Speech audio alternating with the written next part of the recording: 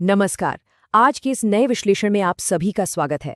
आज हम डिजिटल दुनिया के एक ऐसे कमाल की इकोसिस्टम को डिकोड करने वाले हैं जिसने लिटरली लाखों करोड़ों लोगों का ध्यान अपनी तरफ खींच रखा है।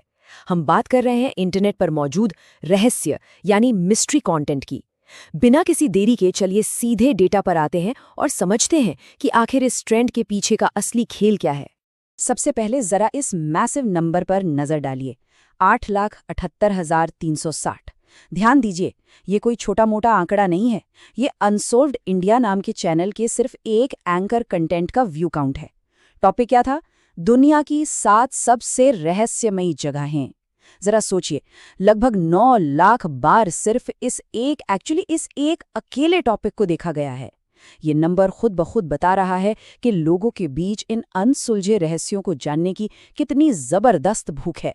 लेकिन इस पूरे इकोसिस्टम को गहराई से समझने के लिए पहले हमें रहस्य शब्द को समझना होगा। यहाँ स्क्रीन पर इसकी डेफिनेशन दी गई है। आज के डिजिटल दौर में रहस्य का मतलब सिर्फ कोई छिपा हुआ राज नहीं बचा है। ये एक पूरा का पूरा वायरल कंटेंट जॉनर बन चुका है। ये वो फाउंडेशन है जिस पर ये पूरा एल्गोरिदम काम करता है। जो एंकर कंटेंट हमने अभी देखा ना, उसने रेकमेंडेशन एल्गोरिदम के जरिए ऐसे हजारों टॉपिक्स का एक जाल बन दिया है जिसे आज हम यहाँ डिकोड करने वाले हैं।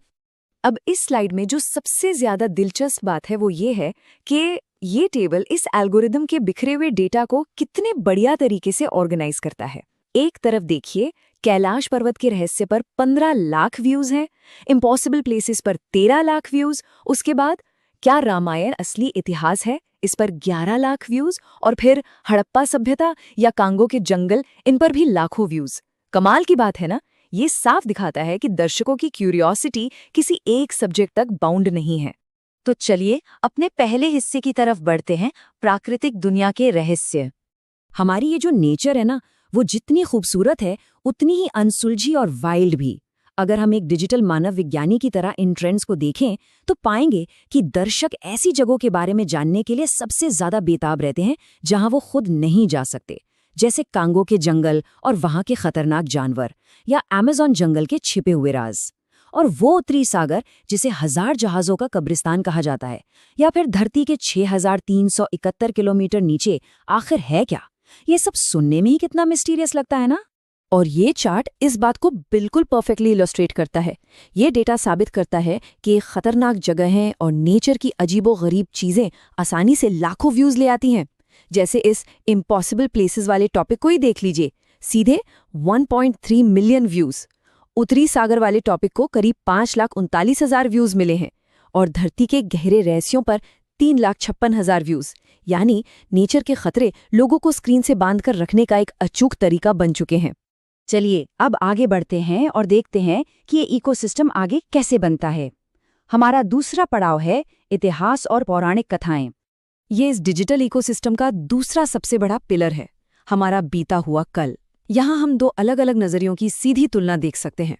बाईं ओर स्ट्रिक्ट हिस्टोरिकल एनालिसिस है, जैसे सिंधु घाटी और हड़प्पा का पतन कैसे हुआ, जिस पर करीब 3,83,000 व्यूज हैं।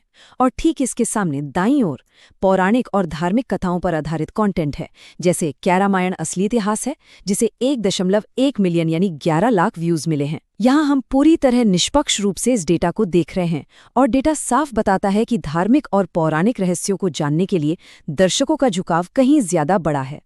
और इस पौराणिक रहस्यों की जबरदस्त पॉपुलैरिटी का सबसे बड़ा और पुख्ता सबूत है ये नंबर, 15 लाख व्यूज।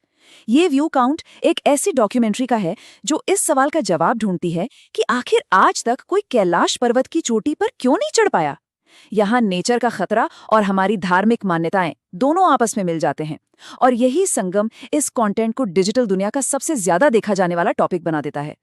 खैर, चलिए अब इसके एक बिल्कुल अलग पहलू को देखते हैं, कॉपीराइट और फेयर यूज। अब आप सोच रहे होंगे कि ये अलग अलग जगहों से क्लिप्स और डेटा उठा के बनाए गए ये कंपाइलेशंस आखिर लीगल कैसे हैं, ये चैनल्स ऑपरेट कैसे करते हैं। वेल, इनका पूरा काम इस लीगल फ्रेमवर्क पे टिका होता है।